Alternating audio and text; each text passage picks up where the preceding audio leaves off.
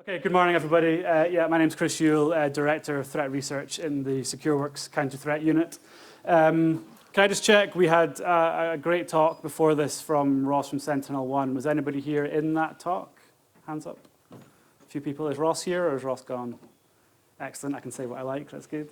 The good news is Secureworks is also a site security services company, security software company. We also do XDR, so anybody that heard Ross talk, all of that pretty much applies to Secureworks as well. What my job is Secureworks is very threat focused. We believe that to be a security company, you have to know what bad looks like if you're going to protect customers from that. So we dedicate a huge amount of time and resources in understanding what the threat is. So I'm going to talk a little bit about that today. For those that don't know Secureworks, some numbers just to give you a quick overview of us. We do about 1,400 incident response engagements globally every year where we're responding firsthand to some pretty interesting stuff. We have just over 5,000 customers globally whose infrastructure we monitor for bad things. Our Taegis platform, which is our XDR platform, we're currently consuming about 550 billion security events every day into that platform. And Taegis' database currently has about 27 petabytes of security event data within that. So we're operating at scale, we're operating globally. And for my team, as a research team, as an intelligence function, that is a huge amount of data for us to help understand what's going on in the threat landscape. So that's the XDR side, so just security log events that we're getting from cloud environments, from network infrastructure. We also have endpoint agents. So we have about 4 million endpoint agents deployed around the world. So that's the EDR part of XDR. This is a screenshot from one of our Taegis agents. It's very small, I apologize. But this gives us, on a single endpoint, down here, you can see a user running Explorer, which runs Outlook, which runs Firefox, which runs Word, which runs a PowerShell command. So there we have a full end-to-end process chain of somebody in Outlook clicking on a malicious link in an email, opening Firefox, downloading a malicious Word document, and then running the PowerShell command within that. So we have that sort of level of granularity of visibility across 4 million endpoints around the world. We also have incidents. I mentioned the incident response engagements that we have. Secureworks is one of only 3 organizations, I think, who are certified by GCHQ in the UK and the US government to respond to targeted attacks against national infrastructure. So that tells you 2 things. One, the credibility that we have, the skills that we have in our incident response practice. But again, also for my team as an intelligence function, we are seeing firsthand some of the most interesting incidents that are happening out there, and we have boots on the ground when those things happen, so it's never dull. My team, the Counter-Threat Unit, we're around 100 people globally dedicated full-time to researching and understanding the threat. So our purpose is to make sure we understand the threat, that we turn that knowledge into countermeasures, detectors, indicators that feed into the Taegis platform to alert our customers when they see bad things. I also control the systems development side of the CTU, so I've got 3 technical teams that build sort of various tools for threat intel, malware analysis, and countermeasures. And ultimately, our job is to provide top-tier intel and support to our customers and to the wider business on what the threat landscape sees. So that is enough of who we are. I want to talk to you about the threat landscape and what we see out there. So this is from 2021, and the breakdown of incident response engagements that we did. You can see in the core of that, so broadly, 93% is cybercrime. So the vast majority of what we see is threat actors trying to make money in one way or another by targeting organizations. 7% of the incidents we did last year, which is generally pretty consistent year on year, is espionage. So when we talk about APT activity and we talk about the big 4, so China, Russia, Iran, North Korea, we're not talking about that in an abstract sense. Right now, we have active incidents with our customers dealing with Chinese and Iranian state-sponsored actors. So we see a number of that in our customer base. But as you can see, the vast majority of what we've been dealing with over the last few years is ransomware. So that's what I'm going to focus on today. ransomware continues to be the #1 threat facing our customer base, both in terms of the prevalence, the number of incidents that we see, but also the impact that that can have. So as I'll show you, when you face a ransomware attack, if it's a whole of business attack, it can be absolutely devastating for the organizations involved. So what does a ransomware attack look like? How does it play out? This case study is from last year. This was a travel services company in the US. Sorry, are you recording this? Are you recording? No? Okay, that's fine. Sorry, I just got paranoid there for a second. A ransomware attack, how does that play out? So this is an example last year, a travel services company in the US who got hit by Revil ransomware. So day 0, the initial infection, a user in the environment opened a malicious document which had been sent to them in a phishing email.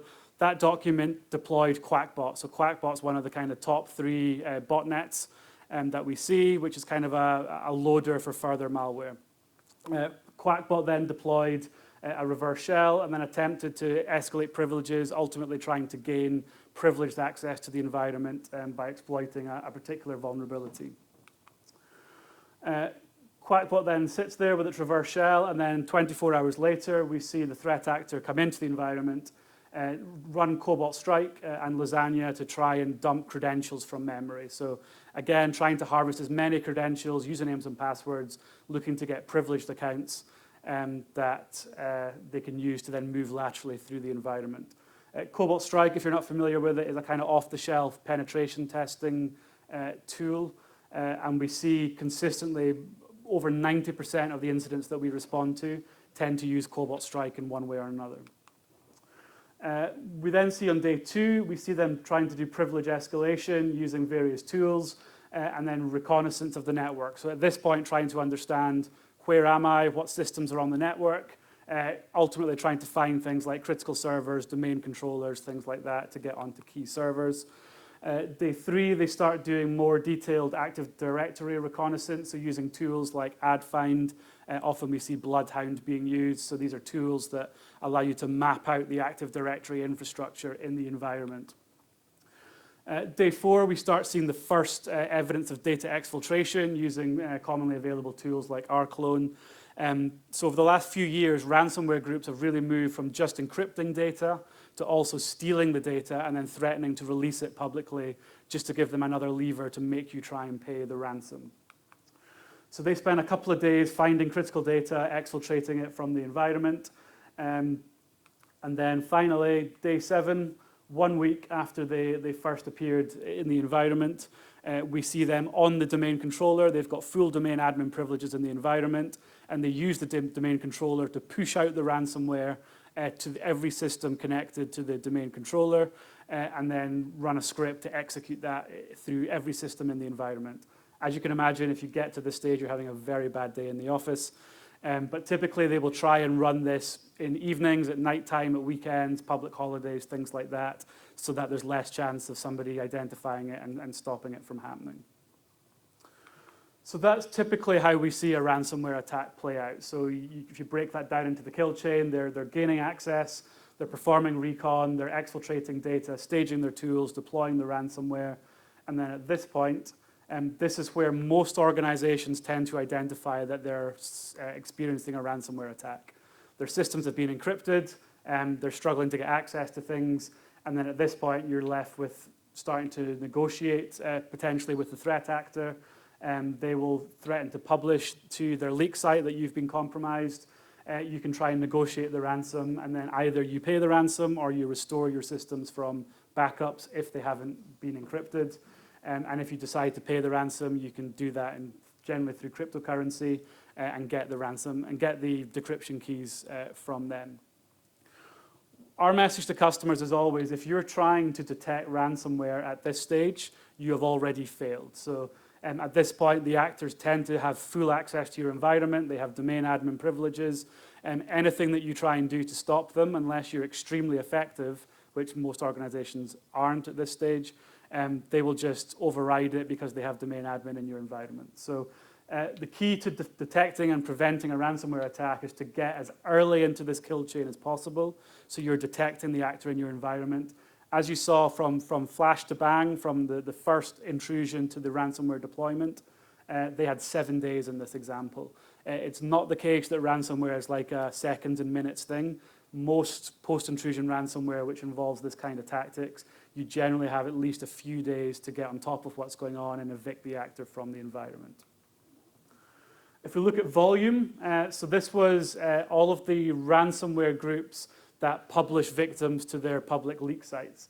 And the totals are on the right-hand side here. So the publicly named victims are probably close to 1,500, 2,000 in the last 12 months. So this is July 21 to June 22. These are only the ones that haven't paid the ransom that they publish on their site. There will be more that have paid the ransom that don't get published. And also what we've seen over the last sort of year or so is an interesting emergence where state-sponsored groups are starting to use ransomware. Why is a good philosophical question. Probably to either act as a decoy from their espionage activities, or because they're using contractors that are doing a bit of money-making on the side. So one good example, we did a whole bunch of research into an Iranian group that we call Cobalt Mirage. So we assess Cobalt Mirage to be an Iranian contractor. So this is the Ministry of State Security hires out hacking work to them. We've seen them do a whole campaign in the last year of ransomware attacks against unusually Western organizations, so a lot of US targets and some UK targets. So we did a bunch of research on that. This is an article from the Register earlier this year talking about our research. You can see on our blog details of that activity.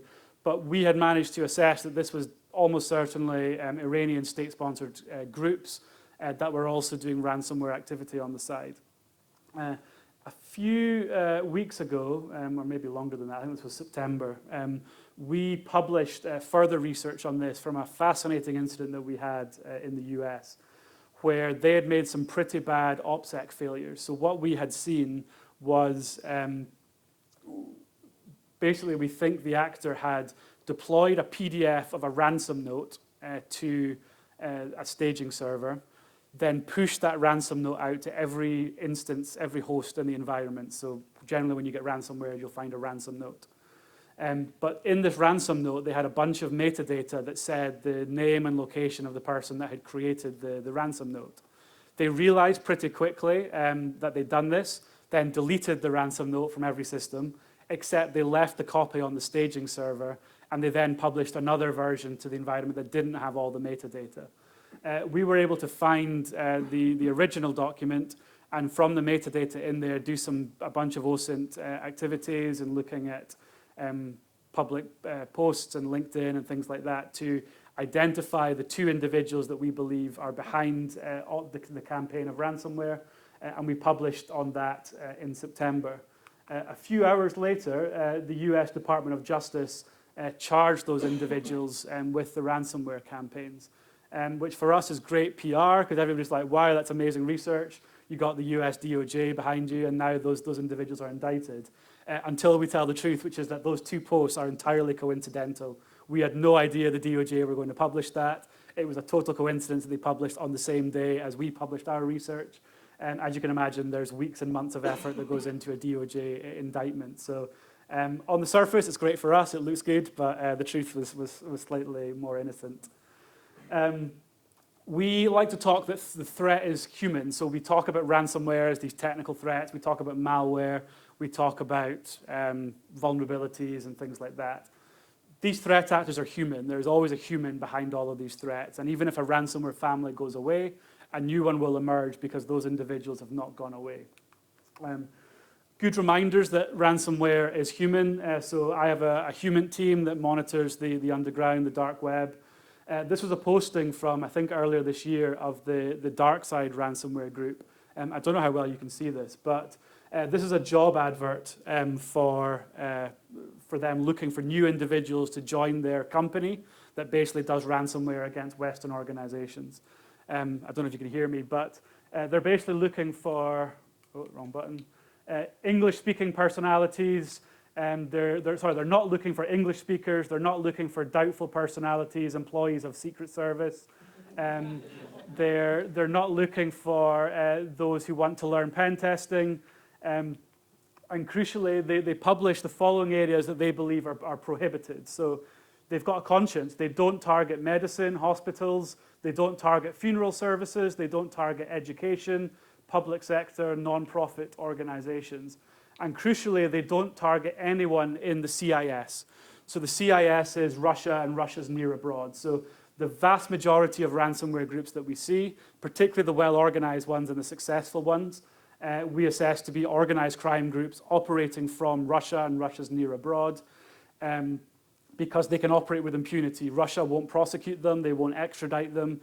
So as long as they're not targeting organizations within Russia and near Russia, they can operate with impunity and target as many Western organizations as they want. So on the human side, one of the most fascinating developments this year was what came to be known as Conti leaks. So this all happened in the aftermath of Russia's initial invasion of Ukraine. And I guess to give some context, when we have seen arrests of ransomware groups, many of the arrests have been in Ukraine. So Russia, prior to the invasion, had very close relationships with Russia. And many of the ransomware groups that we were tracking have individuals working in Ukraine and individuals working in Russia. So they're one organization, and they work across borders. Of course, when Russia invades Ukraine, suddenly that whole dynamic changes. And what we saw with Conti leak, so Conti leak is, at the time, Conti was one of the most prevalent ransomware groups out there, one of the most devastating to organizations. But Conti announced that they were fully supporting the Russian government in its invasion. And crucially, if anybody will try to organize a cyber attack against Russia, then the Conti group would come after those organizations with all of their tools and talents. Of course, some of the Conti individuals were Ukrainian, and they didn't like this. So what we then saw were accounts being set up called Conti leaks, where individuals in Ukraine basically took all of the chat log servers. So they were using Jabber internally to chat like we use Microsoft Teams. They took all of the chat logs and published them. So everything that this organization has said internally was published on the web for everybody to see. Of course, most of it was in Russian, but there was a whole bunch of stuff published. So we were able to take that. We have a huge Elasticsearch cluster that we call TIMS, our threat intelligence management system. We could ingest every chat event individually. We machine translated it into English, and then we could start to go through this and understand, right, who are the individuals here? What group are we talking about? What malware families are linked here? There's always been theories that certain ransomware groups are linked to other malware families like Quackbot and Emotet. So can we prove any of these links definitively? There were some interesting things in there. So of course, bad guys get COVID too. So there was a whole bunch of stuff where individuals got COVID and had to phone in sick. So they were saying, yeah, I can't work. I decided to move to a region where the situation with COVID is simpler. I'll be back to work in a few days. Another guy got COVID here, saying he feels like shit. Frankly, I hope it's not COVID. So again, these are real people. They've got real jobs. They're working 9 to 5 at this. One of the interesting things we did was try and, in our Intel management system, try and map out the individuals and who they were all talking to. One key individual that we found was a guy who called himself Stern. So if we mapped out all of the relationships between the individuals in the chat logs, this is Stern here, and this is the Conti group. So this was all of the individuals who were running and operating Conti. When we looked, there was also a bunch of chat about Dyer. So Dyer was another group that we were tracking that we suspected might be related. But when we tracked Dyer, there was a whole bunch of chat. And who's this in the bottom? This is Stern. So by looking through this, we could now assess with fair confidence that Conti and Dyer are the same group being run by the same individual. They've definitely got two different teams, but the overarching group that's operating these two things is the same. And this backed up a theory that we've had that, so Ryuk, which was the big ransomware family sort of 3 years ago, Conti, TrickBot, Dyer, Emotet, and possibly the new BB family that's emerged in the last 6 months. are almost certainly run by the same organized crime group in Russia. So this fascinating leak which is everybody can go look at if you're so inclined, is really sort of backed up some of the intelligence theories that we had. And again, just to reinforce that these are people, the US government continues to go after this organized crime group. They don't have very much success, obviously, but this is a slightly bizarre thing that the US has started called Rewards for Justice. So I think this is the Department of Homeland Security has started basically publishing details of individuals that they believe are associated with this organized crime group, and crucially trying to advertise this towards individuals on the dark web. So here they're offering, they've got a Tor-based tip line, so for people operating in the dark web, they're operating reward payments in Bitcoin and things like that. So they're basically saying, look, give us anonymous tips as to who this individual is, where they're located, we'll give you $10 million in Bitcoin. So backing up the fact that this is very much an organized crime group, governments are trying to get to them, but of course the Russian government doesn't particularly want to help us with that.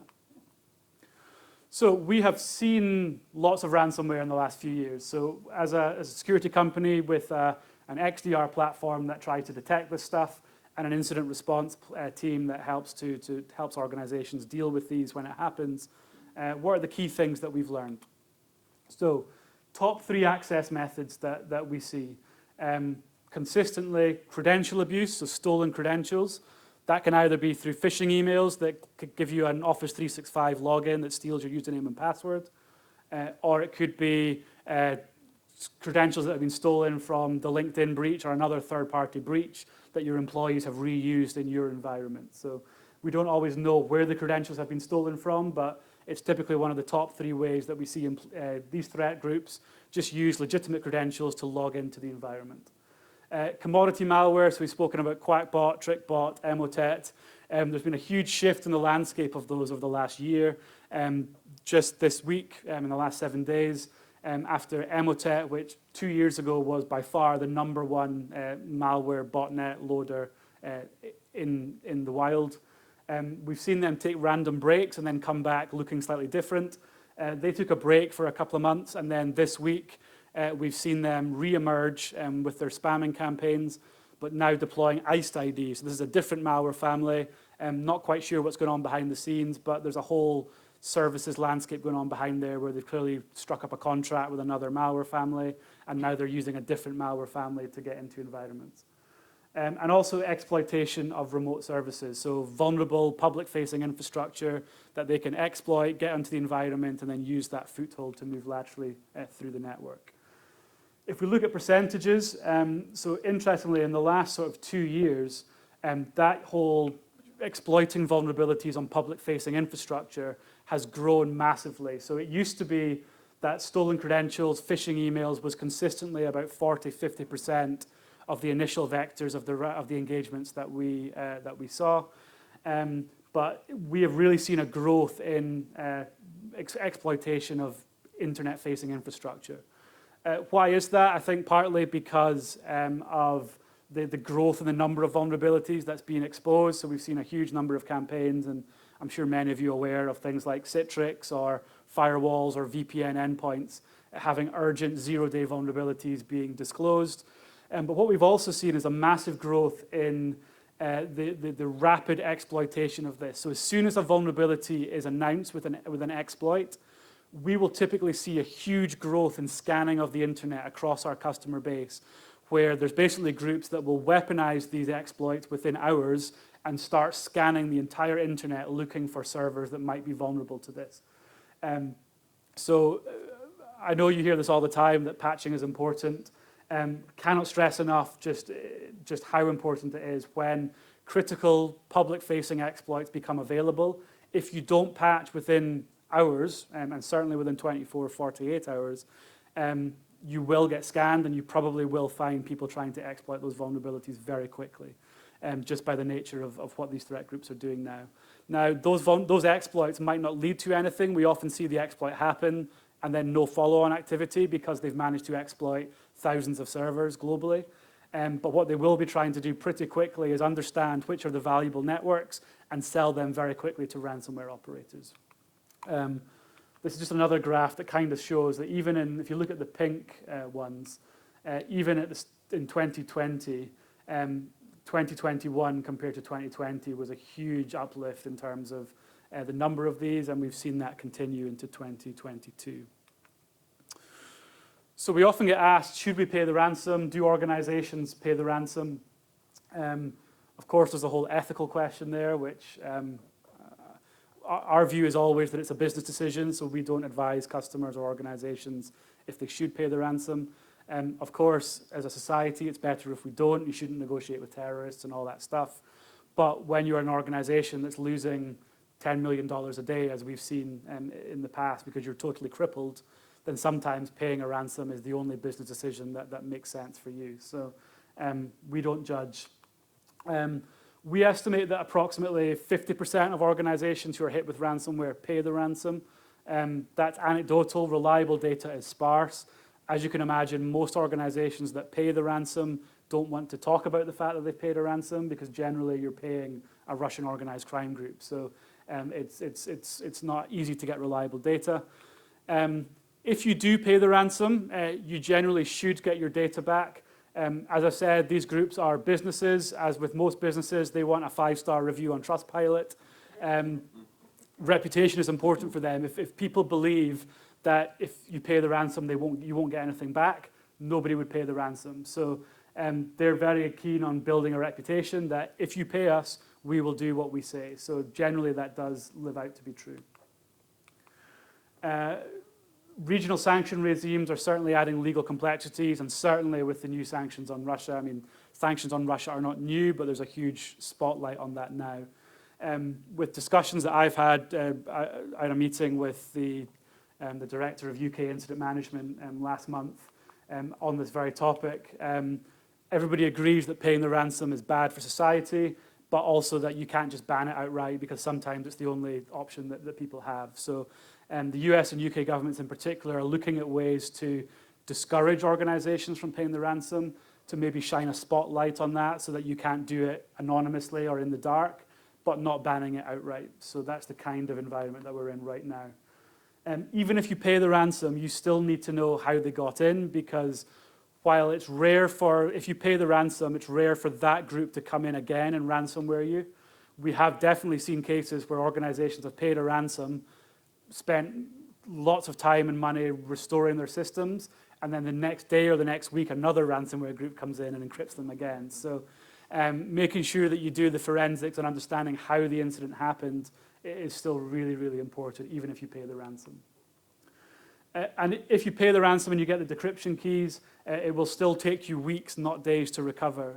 So once you've paid the ransom, while these organizations want to be reputable and give you a decryption key to give you what you've paid for, they're not really in the software development business. So these decryption tools they give you are generally not scalable, they're not robust, they're not reliable. So, I mean, the first case that we saw where a global organization paid a ransom of tens of millions of pounds, the decryption key that we got had to be run interactively on every system. So if they'd run it, they had 30,000 systems encrypted worldwide. They needed somebody to log in to every single one of those systems interactively, so in the data center, and run this tool. So we ended up having to reverse engineer it and rebuild a new software tool that was kind of deployable across the network. But just because you get a decryption key doesn't mean it's easy to then take that and restore your network. And as I say, we talk about the human side a lot. So I've spoken about the human side of the threat, but the human side of a ransomware incident as a defender, as a victim, is very real as well. So this is one of my first experiences of ransomware, of my first-hand experiences. This was a few years ago, maybe 3-4 years ago, where I flew into an organization in Oslo. So they were a global manufacturing company. They had been completely destroyed by a ransomware attack. So I flew on site to be the intelligence lead to help them figure out what was going on. When I arrived on site, it was just absolute chaos. So in terms of the number of organizations that were there, you had their existing managed security services provider, who was a UK-based company, who had sent all of their staff on site. You had a boutique incident response company that was local to them that they'd hired to help with the restoration, which had also sent people on site to help with the IR. You had the Big Four advisory consultant who was on site trying to help. I won't make any comment as to how helpful that was. I hope there's no one from Big Four here. But they had an in-house SOC that was based in Eastern Europe. So because they had no usable IT infrastructure, their entire in-house SOC had to fly to Oslo. They had us, so they weren't a customer at the time, but we were already in contract negotiations to start deploying our services. So you've got us trying to sell services and show how good we are. You've got the existing MSSP who clearly didn't detect or protect the attack, trying to not be as helpful as perhaps they should have been. You had every IT consultant and vendor imaginable. So their antivirus vendor, their firewall vendor, Microsoft, anybody that they'd ever bought something from had sent people on site to try and help them restore things. They, of course, had zero usable IT infrastructure, so even their key cards wouldn't work, so they had to manually let people into the office. No clarity on who was in charge and who was running things. And, of course, the politics of shame, so organizations who had failed to prevent the attack and new organizations coming in to help show how good things were. So just imagine if that's your company and I mean, you're having a bad day at the office already. Your manufacturing plants are all down. You're losing, I think, $15 million a day they were losing. But it was just absolute chaos. So we always talk about doing preparation, prepare your incident response plan. If this happens to you, who do you fly on site? Who do you not want on site? Who's in charge? What are roles and responsibilities? Tabletop exercises. You've got no IT infrastructure, how this works. We can immediately see when we land on a customer that this has happened to, those who have prepared and those who have not. And it is a much happier experience for those who've done the preparations in advance. The good news is it is possible to detect and prevent these kinds of attacks. So this is an example from last year, I think. So this, again, global organization. If this had been ransomware, this would have been global news. So they had deployed some of our services, but not to every system that they had. So on a Sunday, one of our threat hunters said, do we have a representative for this customer who can get on the phone with them?